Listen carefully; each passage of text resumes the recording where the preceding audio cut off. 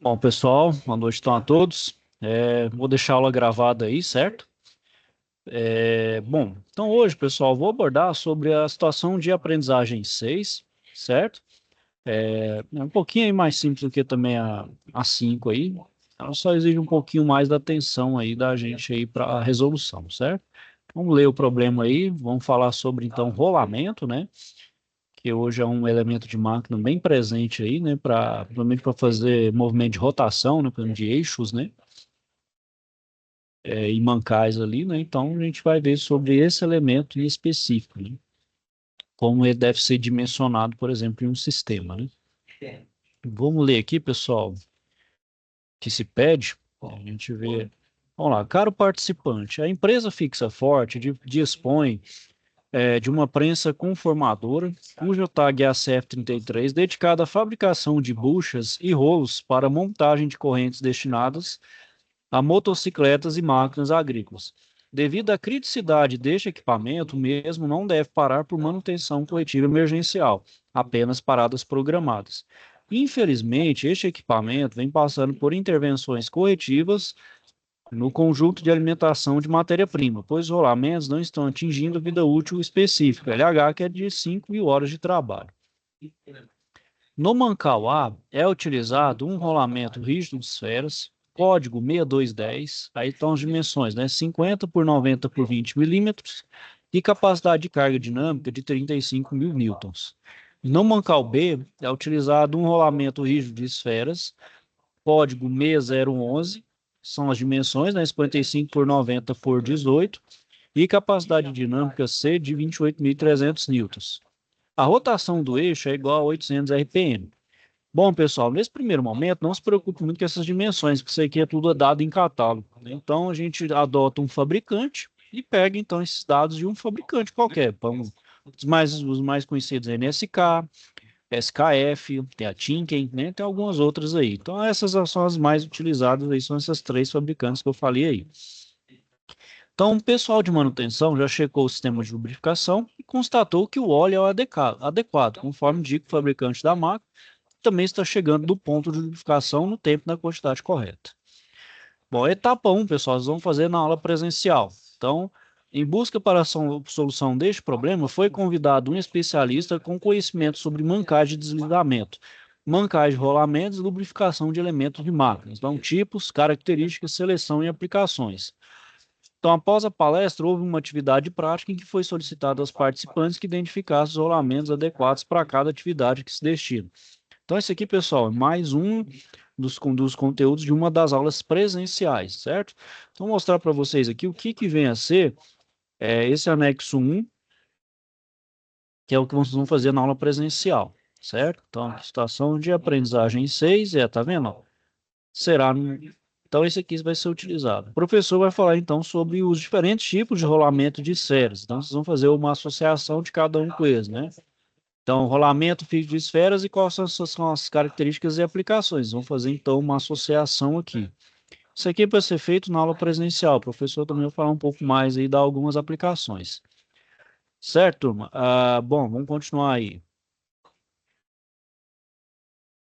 Em seguida, foi solicitado a você, né, como é o técnico eletromecânico da manutenção, verificasse por que os rolamentos que estão sendo utilizados não conseguem atingir o número de horas especificado. Então, no anexo 2, você encontrará um desenho com as características do conjunto de alimentação e também as fórmulas para o cálculo da carga em cada mancal, bem como o cálculo da capacidade de carga dinâmica em cada rolamento. Então, sabendo que os rolamentos utilizados são do tipo rígido de esferas e com os valores da capacidade de carga dinâmica de cada rolamento, você deve identificar, então, qual é o rolamento correto, na página B12 do catálogo de rolamentos da NSK ou página 162 do catálogo da SNR, que estão postados no anexo 3. E é importante salientar que o eixo do alimentador não pode ser alterado. Então, o diâmetro do eixo do mancal é de 50 milímetros. Então, não posso alterar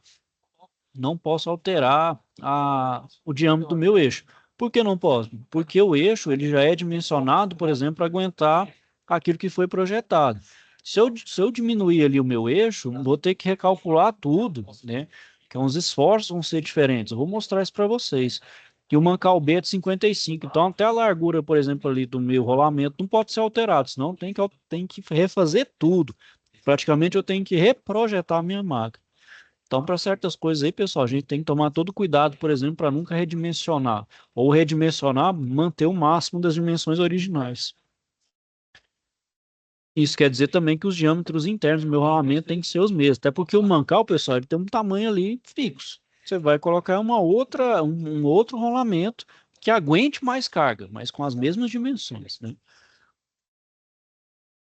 Bom, então as etapas seguintes para o problema são: a partir da análise do meu desenho, eu vou identificar uma carga que age sobre o eixo, onde estão montados os rolamentos, e efetuar o cálculo, então, de forças e reações de apoio, que apontarão a carga que age em cada rolamento. Então, essa é a primeira etapa. E as seguintes, a 3 e a 4, é calcular a capacidade de carga dinâmica, né? Então, a gente sabe, pessoal, que o meu rolamento, ele não é só carga estática, só o peso por si só do meu eixo é aquele que está acoplado nele.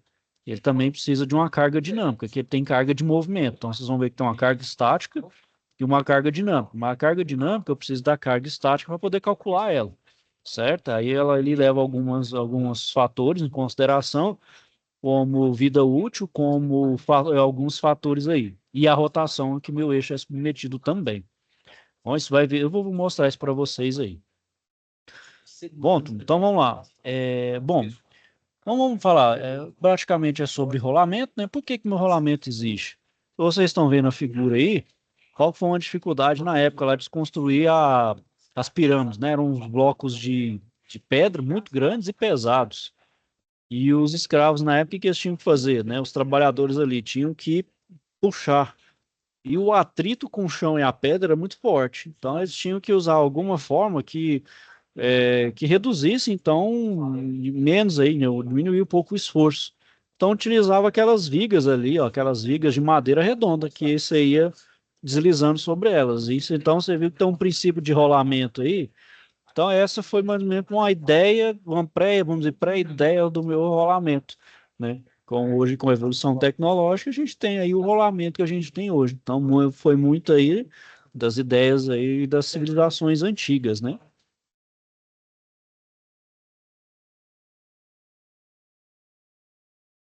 Bom, então, pessoal, só mostrar, deixa eu ver se eu mostro aqui um processo. Depois eu mostrei um processo de rolamento. Bom, pessoal, deixa eu só voltar aqui. Bom, os rolamentos, pessoal, os elementos de deslizamento e de rolamento, né? Eles têm vantagem e desvantagem, como qualquer outro elemento de máquina. Então, como vantagem, eu vou ter um menor atrito e aquecimento, né? Já que vou ter pouco contato, né? E se tiver devidamente lubrificado, então não vou ter atrito, até porque o contato, por exemplo, com o eixo é pouco. Eu tenho baixa exigência de lubrificação, né? Então, principalmente se o meu rolamento for daquele tipo blindado, né? Ou com graxa, não preciso muito esquentar a cabeça com lubrificação, só fazer ele periodicamente, como o meu fabricante indica. Não tem desgaste do eixo, uma vez ali, então, que ele não tem atrito direto com o eixo, uma vez que ele está rotacionando ali junto com o meu eixo, então o que vai desgastar ali são os meus elementos rolantes e não o meu eixo, que é, vamos dizer assim, o mais caro, né? Que é o mais, vamos dizer assim, o mais crítico. Vou ter um pequeno aumento de folga durante a vida útil, né? Uma vez que aqueles elementos rolantes, ele é feito então para durar muito tempo e sem ter um aumento da folga, né? Ou seja, não vai ter aquele problema de folga durante um uso prolongado. E uma intercambiabilidade internacional, uma vez que esses rolamentos aí é padronizado internacionalmente. Então é fácil você pegar no mesmo rolamento, você pode pegar uma peça da China, uma máquina feita na China, na Alemanha, o rolamento é o mesmo. As especificações são as mesmas, as dimensões são as mesmas, os parâmetros geométricos são os mesmos. Então é tudo padronizado. Então não tem perigo, por exemplo, igual certos padrões de parafuso, né? Bom, a desvantagem é a sensibilidade ao choque, né? Então, por exemplo, o meu rolamento ele não é feito para, vamos dizer, sofrer choque, impacto, até porque ele se deforma, mesmo ele tendo uma boa resistência mecânica. Mas ele não é feito para isso, ele não tolera muito impacto. Isso danifica e diminui muito sua vida útil. O custo de fabricação é maior, uma vez que ele utiliza, então, materiais que precisam de ter uma longa duração, uma longa durabilidade, né? E são materiais mais nobres, são metais mais nobres, ou seja, mais caro. O meu processo para tratar termicamente os metais de um rolamento, ele é mais caro, muito mais custoso, de custo. Uma tolerância pequena, né? Ou seja, é bem mais difícil de fazer o encaixe. Não suporta cargas elevadas, como, por exemplo, os mancados de deslizamento, né? Os pneus pistões, né? E ocupa um maior espaço radial, né? No sentido do raio. Bom, os meus rolamentos, pessoal, eles conseguem, então, aguentar alguns tipos de carga. Então, ele pode aguentar uma carga puramente radial, ou puramente axial, ou combinada, né? Combinada, então, uma carga radial com uma axial. Então, dependendo aí, eu utilizo um mais específico, né?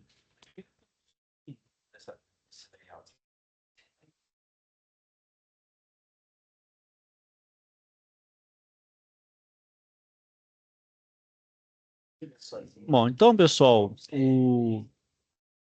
aqui a gente tem os dois tipos de rolamento, um de rolo cilíndrico e o outro de esfera, né?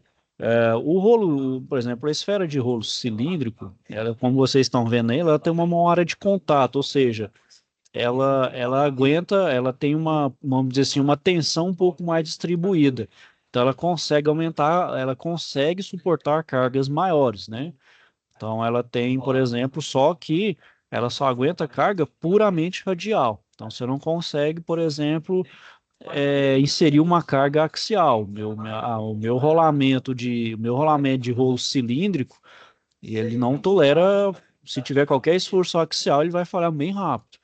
Então, por exemplo, caso no meu projeto ali tem solicitação de força axial, então não posso utilizar de rolo cilíndrico, eu tenho que partir para o cilindro, o de esfera. Aí o de esfera, ele vai ter uma tensão maior, porém ele aguenta carga, pouco de carga também axial, né? Apesar de também ele aguentar radial, só que a tensão ali vai ser maior. A pressão ali, né, vai ser maior. Então, nesse caso, ele aguenta um alto limite de rotação. Então, ele aguenta uma rotação maior do que uma esfera de rolo cilíndrico. A esfera de rolo cilíndrico aguenta mais carga, porém menos rotação. Então, cada um aí vai ter sua aplicação específica. Vai depender do seu projeto, daquilo que você vai querer aplicar. Bom, pessoal, os rolamentos, dependente do seu elemento rolante, ele tem esses componentes básicos. Então, o meu anel externo, né, que é a parte externa. A gente tem um anel interno, né, que é, vamos dizer assim, onde tem as pistas, tanto o anel externo quanto interno, para os meus elementos rolantes. Pode ser esfera, cilíndrico, cônico, a gente vai ver aí. E além da esfera, a gente tem essa gaiola que separa, então, meus elementos rolantes, para eles não ficar, vamos dizer assim, ficarem melhor distribuídos, para, vamos dizer assim, conseguirem ter uma melhor distribuição de carga do meu rolamento, né? Para eles não concentrarem um ponto só, em vez de se desproteger um outro lado, por exemplo, de um rolamento.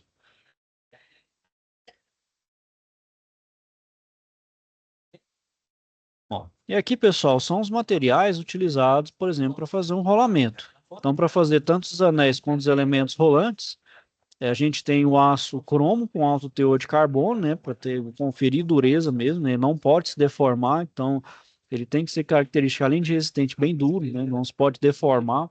Então a minha pista ali onde passa os elementos rolantes tem que manter da mesma forma, porque qualquer defeitinho que tem ali na pista rolante pode gerar uma vibração, por sua vez pode gerar uma trinca, devido também a atrito com calor também, você pode vir a colapsar, diminuir a vida útil, colapsar ali o meu rolamento. Então, você pode romper, pode acontecer qualquer coisa ali. E essa vibração também pode radiar para a máquina e também causar ali algum problema, né? Somente ressonância aí entra, como diz, em frequência natural, como diz, vibra tudo e corrompe, né? Colapsa ali o meu equipamento, né?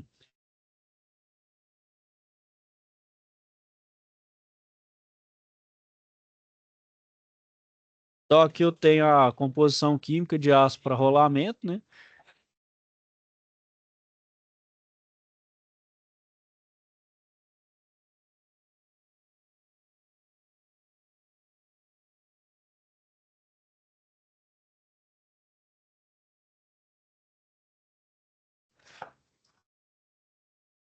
Bom, pessoal, então vamos lá, né? Então, o aço que a gente utiliza aqui, né, o aço 52-100, que é o indicado para fabricar os anéis externos e externos rolamentos, né?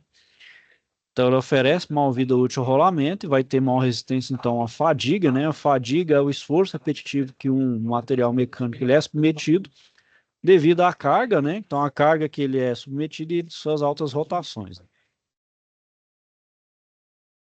Bom, além disso, pessoal, o meu rolamento ela vai ter uma temperatura limite, né? De forma então que ele não se deforme, né? Então, como as pistas ela recebe esse tratamento térmico para justamente aumentar essa dureza e também para efetuar alívio de tensões, né? Que é o chamado de têmpera e revenimento, a temperatura máxima, o rolamento pode ser exposto, tem que ser respeitado. Isso é fornecido pelo fabricante, né? Então, o fabricante fala qual a temperatura máxima que esse rolamento pode ficar exposto, né? Então, caso contrário, ele perde as propriedades de resistência e vai sofrer, então, um desgaste prematuro. Então, aí a gente tem, ó, pode ser até de menos 40 graus até 150, né? Então, a gente tem aí as mais amplas faixas aí de temperatura para aplicação. Bom, então, como os rolamentos são utilizados para suportar esse diversos tipos de carga, né, rotação e temperatura, também a ação de agentes agressivos, né, a gente também não pode esquecer, se o rolamento estiver exposto, né, então ele também tem que ter essa proteção contra os agentes agressivos. Então, pode ser partículas, pode ser algum poeira, ou até na graxa mesmo, uma graxa inadequada. Então, seus elementos rolantes vão ser separados por um diferente tipo de gaiola, um anel separador. Então, ele pode ser estampado, como prensado em laminado a frio, né? Então, usando um aço 1008, ou injetadas com resina de poliamida.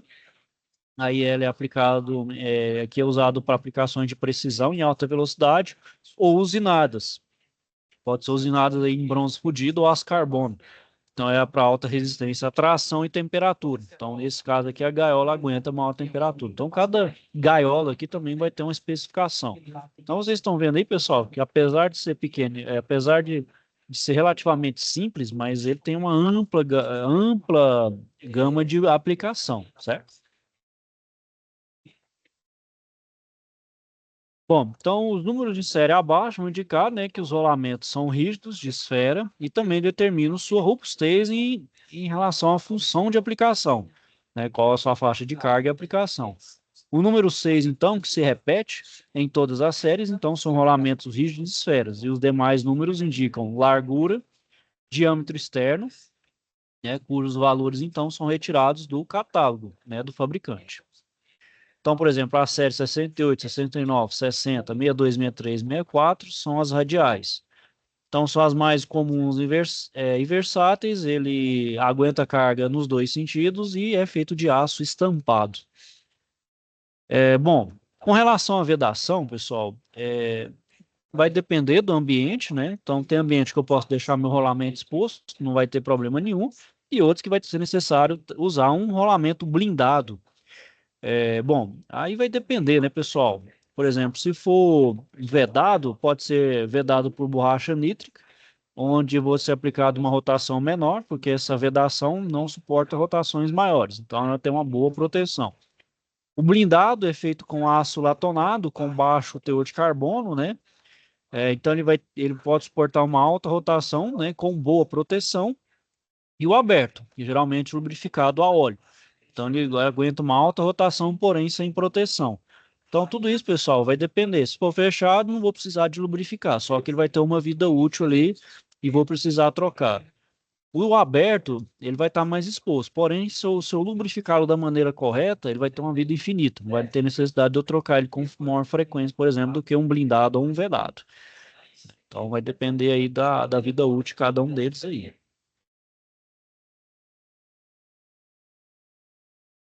Bom, então a blindagem metálica, pessoal, ela vai ser aplicada nos rolamentos em que minha rotação é maior do que nos vedados com borracha, né? Que a borracha naturalmente ali, ela vai funcionar como uma espécie de freio. Então, ela não é feita para uma alta rotação, até porque esse atrito ali na rotação com a parte de borracha pode gerar um atrito e também pode colapsar o seu rolamento. Bom, então podemos observar que a blindagem é presa apenas no anel externo do rolamento e não encosta no anel interno. Com isso, o atrito ele é menor. Nos rolamentos com vedação, a blindagem é fixa no anel externo, mas os lábios dela encostam no seu anel interno, aumentando essa vedação. Então, por isso, gera maior atrito e são utilizados para menor rotação comparado com os blindados. Então, a gente tem aí os tipos blindado, blindado de um lado, dos dois lados, assim como vedado de um lado ou dos dois lados.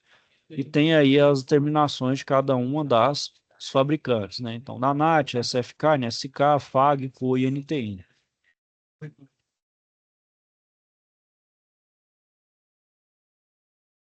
Bom, então, pessoal, sobre os rolamentos, né? A gente tem as esferas de rolamento de contato angular. Então, elas são as séries 79, 70, 72 e 73. Então, elas aguentam carga radial e axial em um sentido, né? Então, não pode ser dois sentidos, um sentido ou outro. Ele é montado em pares, tem ângulos de contato e é feito de aço estampado, bronze de alta resistência ou poliamida. Os de dupla carreira de esferas de contato angular são da série 52, 53 BG, são combinação costa a costa, né? Que é o costado de um com o outro. Ele aguenta a carga radial e axial em dois sentidos, né? E as gaiolas são estampadas em aço. Geralmente são aplicadas em bombas, motores elétricos e no ar-condicionado automotivo. As, as autocompensadoras de esferas das séries 12, 13, 22 e 23 são duas carreiras de esferas e anel externo, não suportam carga axial, somente radial. Ela permite um desalinhamento, né? Por isso que chamam de autocompensadora, ela compensa ali um desalinhamento de um eixo.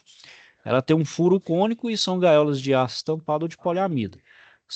Geralmente são aplicadas em ventiladores e serras circulares. As de rolamento autocompensador de rolos da série 213, 222, 223, 230, 231, 232, 239, 240, 241, ela é semelhante ao de esferas, é apropriado para aplicações onde existe um desalinhamento, no caso de 2,5 graus ou até flexão do meu eixo. Ela suporta, então, severas condições de carga. Ela tem canal e furo no anel externo para lubrificar, né, para você injetar ali lubrificação. Ele tem um furo cônico para facilitar a montagem e ele é feito de aço ou bronze para maior resistência. Os de rolo cilíndrico, ele é para carga radial e um axial bem limitado, como eu falei ali um pouco antes. E os de duas carreiras podem ter furo cônico de 1 para 12, né? A proporção, por exemplo, da base para o centro, né? De 1 para 12 ali, essa relação do diâmetro maior com o diâmetro menor, para facilitar a montagem no eixo. E as gaiolas são em aço estampado, poliamida ou bronze usinado. Os de rolos cônicos, né? Então, são tangaulas de bronze ou aço doce para os maiores. Resiste a cargas radiais e axiais de forma simultânea. Os anéis e rolos são fabricados com certa conicidade. A folga interna é determinada, então, durante a montagem. Ela tem um ângulo de contato e as gaiolas são estampadas para os rolamentos menores. São aplicados em redutores e nas rodas automotivas, né? O famoso cubo de roda, que na verdade ali é um rolamento, né? Bom, os rolamentos axial de esferas, né? Então, aguenta carga puramente axial. O lubrificante pode ser expelido, né? Você pode retirar ele ali. Ele é em eixos horizontais, então deve haver uma carga mínima necessária, né? Ele tem um desalinhamento entre eixo e alojamento, se o assento for esférico, e é uma gaiola padrão de poliamida. Esses aqui são aplicados em eixos verticais, colheitadeiras e as características de rolamentos axial, autocompensador de rolos das séries, né? 292, 293, 294. Então, ele é autoalinhante. O ângulo de contato é de 45 graus. É recomendado utilizar óleo como lubrificante. O rolamento suporta um desalinhamento entre eixo e alojamento se o assento for esférico. E o aço ou bronze aí para maior resistência. São aplicados em máquinas injetoras e em guinchos de guindastes, né? Bom, cada rolamento, então, pessoal, vai ter aí um código, né?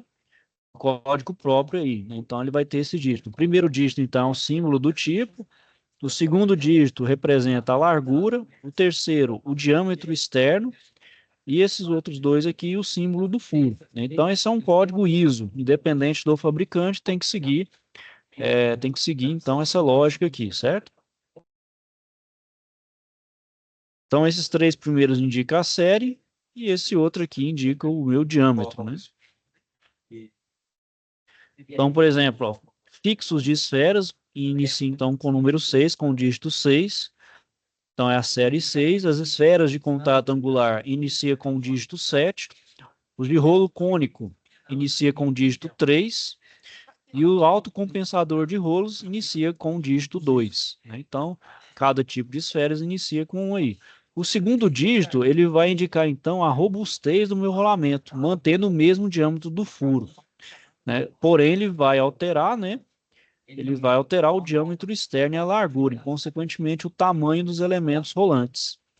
Então, por exemplo, esses 5 códigos aqui, ó, indicam que todos são rígidos de esferas, que é determinado pela referência 6. Todos possuem o mesmo diâmetro de furo, indicado pela essa referência 00. Então, todos aqui indicam que 10 milímetros de furo. O que muda é a largura do diâmetro externo. Então, é o diâmetro externo aqui que vai alterar, certo? Indicado pelo 2322098.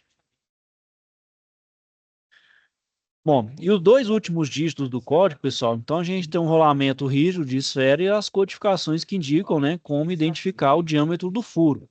Então, quando o código final apresenta os números de 1 até 9, teremos diâmetro de furo entre 1 até 9. Os códigos de 00 até 03 indicam que o valor do diâmetro do furo ele vai de 10 até 17 milímetros, e é necessário, então, decorar. Os códigos de 04 a 96, eles devem ser multiplicados por 5 e corresponderá, então, né, então teremos resultado o valor do diâmetro do furo, que vai de 20 até 480 milímetros. E quando a gente tem uma barra antes dos dois últimos dígitos, o número após a barra vai corresponder ao diâmetro do furo. Se aparecer, então, na codificação, então, lá, um número barra 22, indica que o diâmetro do furo é de 22 milímetros. Se for 1.800, 1.800 milímetros, e assim por diante. Bom, com relação à folga, pessoal, todo rolamento ele vai necessitar de uma folga mínima para que possa então operar satisfatoriamente. Então nunca vai ser zerado, ele precisa dessa folga, né? Uma vez que também ele vai, por atrito, ele vai se dilatar, né, de uma certa forma um pouco, isso tem que ser levado em consideração. Então você tem que levar também em consideração onde vai estar instalado, se vai sofrer ação de temperatura, né? Então se ele vai ter uma dilatação ou se deve ser montado com interferência mesmo, para ficar bem justo. Bom, então aí, pessoal, cada folga aí vai ter uma nomenclatura, indo do C2, que é a menor folga, até a maior, né?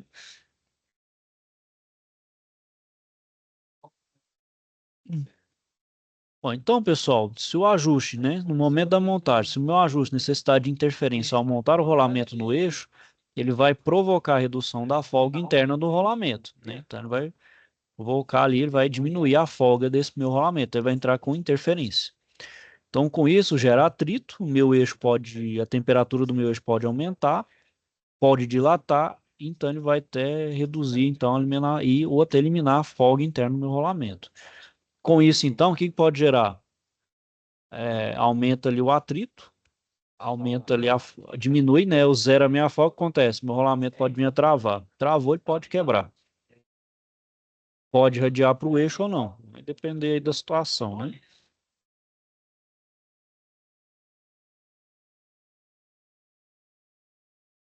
Bom, pessoal, então, por exemplo, aqui a gente tem um exemplo de como verificar, por exemplo, uma folga, né? Por exemplo, a folga do tipo C3. Então, para rolamentos com diâmetro interno entre 24 e 30 milímetros, a gente observa aqui na figura que após a montagem ele tem que ter uma folga entre 13 e 28 microns, né? E nos rolamentos autocompensadores de rolo, por exemplo, a gente tem que conferir essa folga com um calibrador de folga, né? Uma vez que essa folga não tem um intervalo regular, eu tenho que ficar olhando ali ponto a ponto. Então, indo do mínimo ao seu máximo, né? Então, aí no caso, nesse outro compensador de rolo, eu tenho que utilizar então uma lâmina com tolerância centesimal.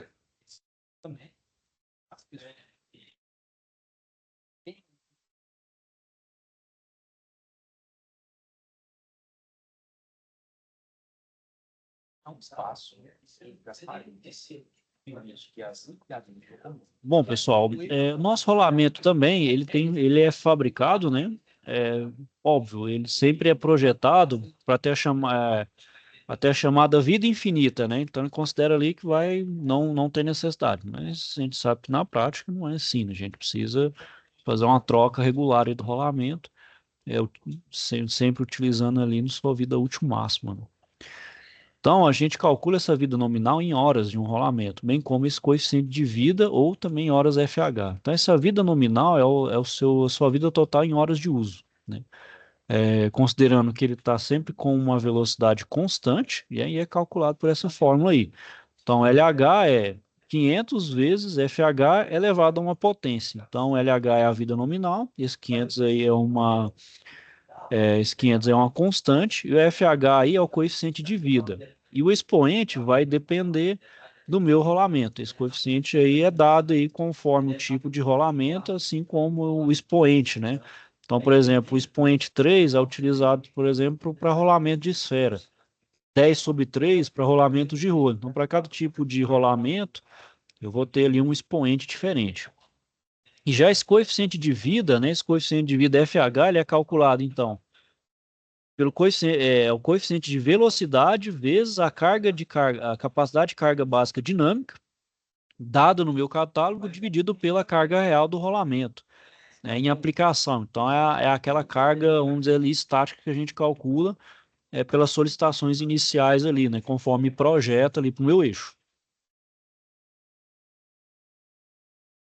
Bom, esse coeficiente, então, pessoal, esse coeficiente de vida é necessário para a gente saber o coeficiente de velocidade, né, que é o Fn. Então, ele pode ser calculado pela fórmula abaixo. Então, o coeficiente de velocidade é igual a 10 elevado a 6 dividido por 500 vezes 60 vezes n, que é a minha rotação de trabalho em RPM, elevado a essa potência, que vai depender do meu tipo de rolamento. Então, aqui é 1/3 para rolamento de esferas e 3/10 para rolamento de rolo. Então, para calcular esse coeficiente de vida, pessoal, também a gente precisa conhecer a capacidade de carga dinâmica aplicada nos rolamentos. Então, a gente tem duas formas, sendo a primeira para rolamentos de esferas, né, que aqui é o elevado a 3, e o de baixo para rolamento de rolo, que é 3/10 aqui dentro na minha raiz, para resolver a raiz aqui. Ela também, pessoal, essa capacidade já é calculada pelo rolamento, mas isso aqui a gente pode calcular sem problema nenhum, para verificar aí se casa ou não, né? Então, por exemplo, aí, vamos efetuar o cálculo da vida útil do rolamento que vai ser instalado em um virabrequim, cujos dados estão expostos abaixo aí.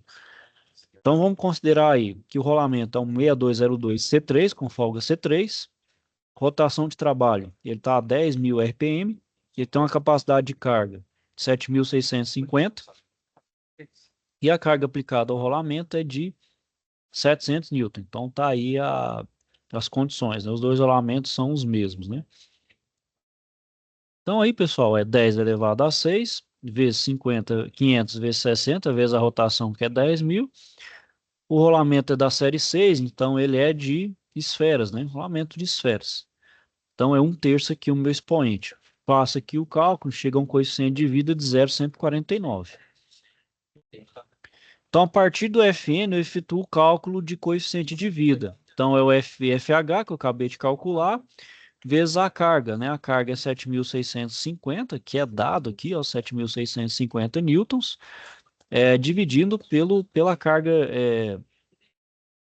P ali, ó, que é a carga aplicada ao rolamento, que é de 700. Então, aqui, ó, deu 1,628. Então, agora eu calculo o LH, que é 500 vezes esse valor elevado ao cubo, que é o rolamento de esfera. Então, dá 2.158 horas de vida útil, dadas essas condições aqui. Então, essas horas aqui, pessoal, não é fixa, tudo depende das condições que o meu rolamento é submetido. Condição, por exemplo, de carga e de rotação, né? Que é as duas coisas que o meu rolamento ele fica submetido. Bom, então, pessoal, quais são aí as falhas que ocorrem de forma prematura nos meus rolamentos, né? Então, 20% das paradas das minhas máquinas aí, na minha indústria, são causadas por danos em rolamentos. E no segundo gráfico, quais os principais problemas que atingem os rolamentos instalados nos conjuntos? Então, por exemplo, 60% é por causa de desbalanceamento e desalinhamento de eixo, né? Desbalanceamento de força, ou seja, o meu próprio eixo ali tem um desbalanceamento que passa para o meu rolamento, então, que acaba desgastando ele de forma prematura.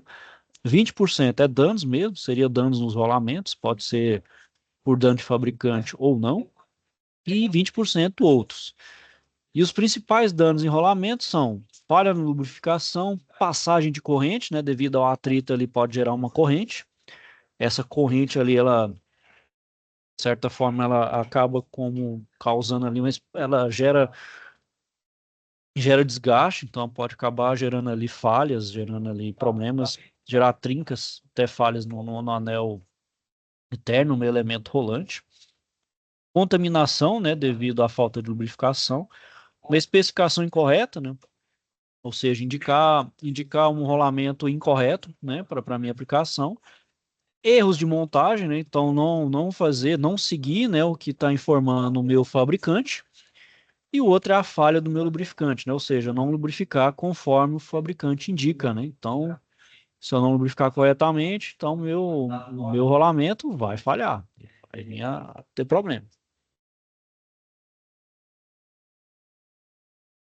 Bom, então, pessoal, assim como a falta de lubrificação, o excesso também dá problema.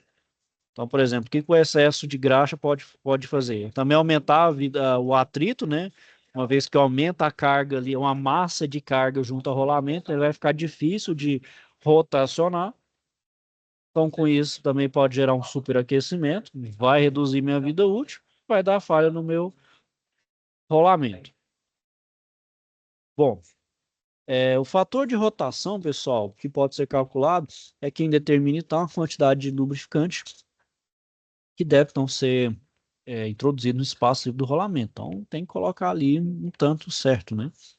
Então, como podemos ver na tabela, quanto maior a rotação, então, menos graxa eu vou precisar ser introduzido no rolamento, né? Por causa da alta rotação. Então, se eu aumento a rotação, o excesso de graxa, o que que faz? Aumenta o atrito, fluido e aquecimento do rolamento. Então, você provoca desgaste até o engripamento. Aí, dependendo da graxa, se aumenta a rotação ali, pode aumentar a temperatura. E dependendo das composição das características químicas da minha graxa ali, ela pode virar por exemplo, sólido para líquido ou se solidificar, aí pode dar problema. Aí que engripa, aumenta mais ainda. Então, esse aqui, pessoal, é o fator, né? Por exemplo, se uma velocidade baixa, eu tenho esse aqui, a quantidade de graxa, a média e a alta, né? Então, esse dado pelo diâmetro do furo interno, mais diâmetro do furo externo dividido por 2 vezes a rotação. Aqui, então, tem esse fator de rotação aí. Bom, então aí, pessoal, a gente tem um exemplo. Ó. Vamos determinar a quantidade de lubrificante para um rolamento autocompensador especificado a seguir. Então, determinando a quantidade de lubrificante, ó. Então, a gente tem um rolamento 22, 1808. Eu tenho D, então, 40 milímetros de diâmetro interno, 80 de externo e a rotação a 3.000. Então, ela é 40 mais 80, dividido por 2, vezes 3. Aí, um fator de rotação aí, eu tenho fator de rotação 180 mil. A partir dele, eu determino quanto de lubrificante, então eu coloco aqui, ó. Ela só é o DM, né, o fator de rotação ali. Se é entre 150 e 500 mil, eu uso aquele ali. Então, de 30% a 50%. Então, é só verificar ali qual é o fator.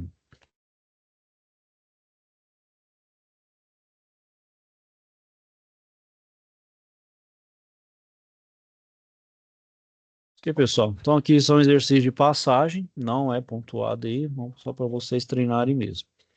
Bom, então, pessoal, deixa eu só abrir aqui um arquivo aqui do Paint. Vou fazer aqui o início, pessoal. Aí, se vocês tiverem dúvida aí. Bom, então, pessoal, o que que diz ali? Vamos pegar ali e entender. Vamos lá. Vamos ver aqui o que que tem que fazer. Que é justamente, primeiro é o anexo. Então, aqui tá as minhas condições, ó. Então, vamos pegar ele aqui, ó.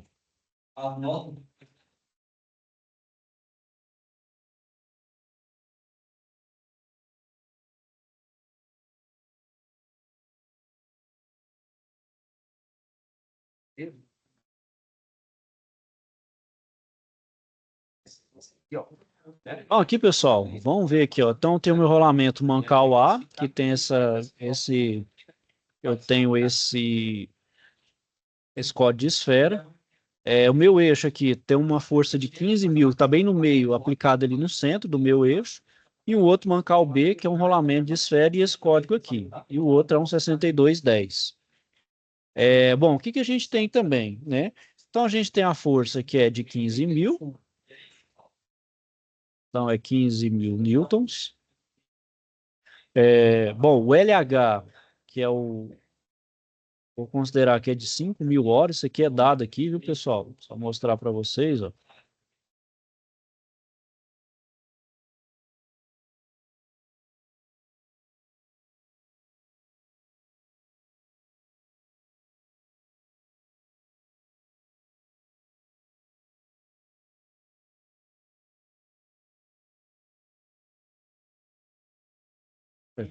Então, aqui é 5.000 horas, certo, pessoal? Então, é 5.000 horas. A rotação do meu eixo é 800 RPM.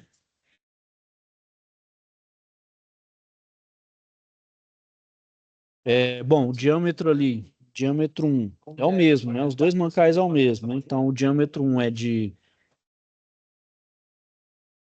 150 milímetros.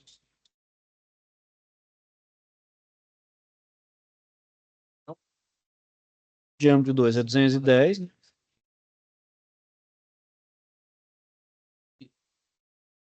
Que muitas pessoas caem lá dentro, tem que sangrar todo o círculo até chegar na pessoa, né? E aí, você pode... 360.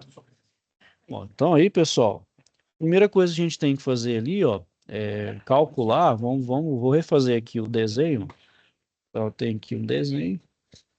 Mariana, você entendeu tudo que a gente conversou agora, Mariana? Ou mais ou menos? Então, aqui eu tenho, Foi. a gente tem a reação em A. Mariana que manda com figurinha, Alexandre. Ela começou mandando figurinha e toda vez que ela mandar, eu mando só aquelas pelo que eu tenho repetido ali, né? Que aqui no meio tem a força de 15.000 newtons. E a aplicação de força aqui, pessoal, meu eixo tem 360 e daqui até aqui tem 150. Tá mais ou menos no meio, não. Tá um pouquinho deslocado mais para a esquerda aí, pegando o A como referência, né? Então, primeiro aí, pessoal, o que que a gente vai fazer? Somatório, né, dos momentos em A é igual a zero. Então, aqui, pessoal, estou fazendo o cálculo da força que o meu eixo está sendo submetido, só que não estou considerando que ele está rotacionado, que ele está parado, ou seja, está estático. Então, não tem aceleração aqui. Eu tenho apenas a força estática atuando aqui, certo? Então, vamos lá. O que que eu vou considerar, então? Que o F, né, o F...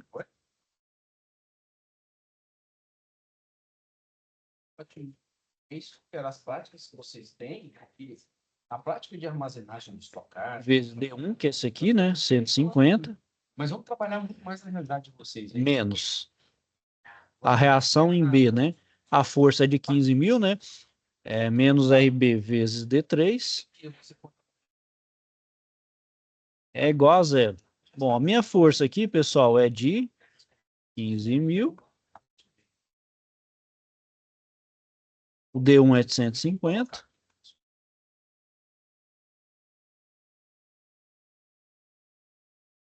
Não. Então, meu RB aqui, pessoal, o que que é o meu RB? Meu RB é 15.000 vezes 150 dividido por 360. Aí vocês vão fazer os cálculos aí, ok, pessoal? Feito aí agora, você calcula as forças verticais, né? Então, aqui, ó, o somatório das forças verticais, ela é igual a zero. Vou considerar que está apontado para cima positivo. Então, lá, eu tenho RA mais RB. O F está apontado para baixo, menos F igual a zero. A gente sabe, então, a gente calculou meu RB. Meu RB eu calculei, eu vou jogar ele aqui. Então, fica RA fica F menos RB. Aí eu vou achar o meu valor em RA aqui. Cada um deles aqui é a carga estática do mancal B. Então, isso aqui é a carga.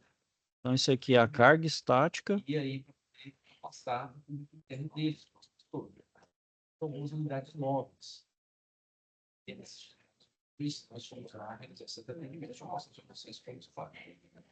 É a carga estática do mancal B. Esse outro aqui, ó, é a carga estática.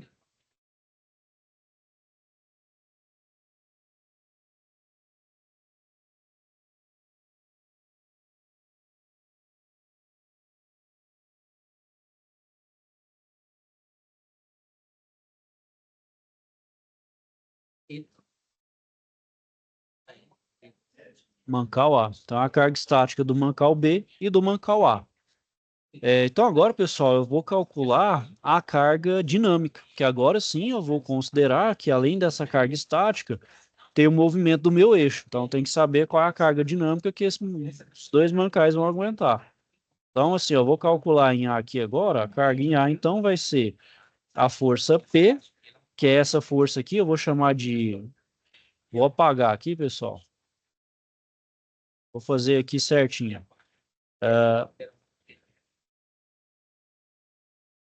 Então, agora eu vou calcular a carga dinâmica em A. Então, a carga dinâmica...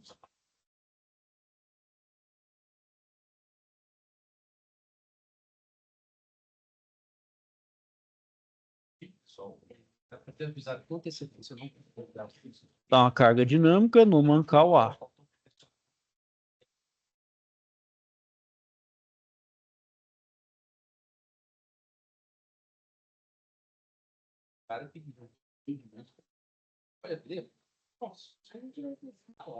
RA vezes a raiz cúbica, pessoal. Esse índice aqui da minha raiz é por causa do tipo de rolamento. Esse rolamento aqui, como é de esfera, ele é 3. Se fosse um de rolo, era 10/3. Enfim, cada um tem um índice. Como aqui é 3, então considera como raiz cúbica.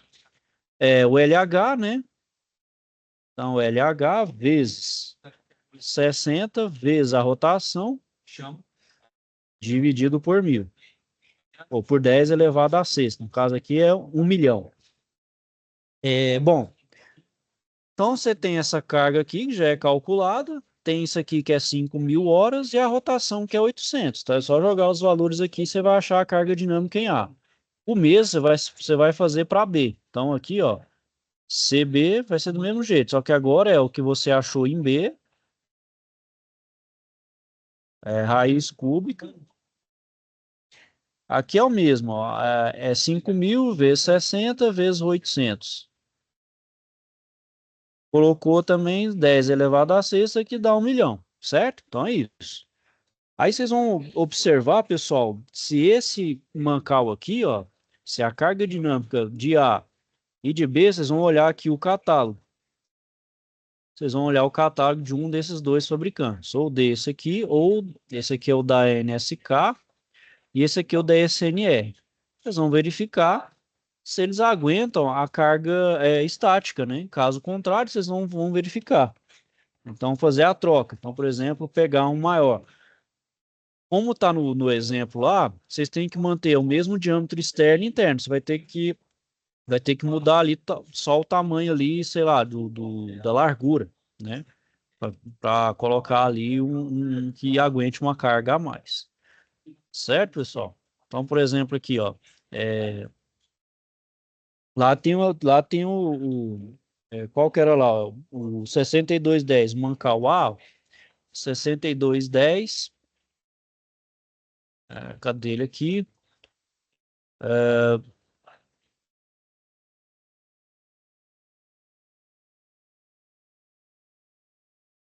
O 6210, ele é esse aqui, ó. Deixa eu só ver.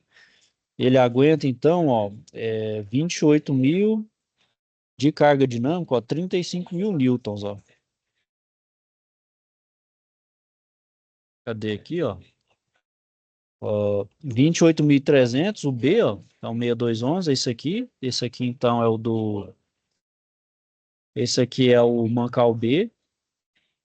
E esse aqui é o mancal A, ó. Ele aguenta, então, ó, 35 mil. Deixa eu só ver se é esse aqui. Aqui, ó, 6210, ó. O 6210, ó, ele aguenta 35 mil newtons, que esse aqui é o mancal A. E o outro é o 6011. Cadê o 6011 aqui, ó? Que é o 6011, ó. 6011. Esse aqui aguenta 30.500 newtons.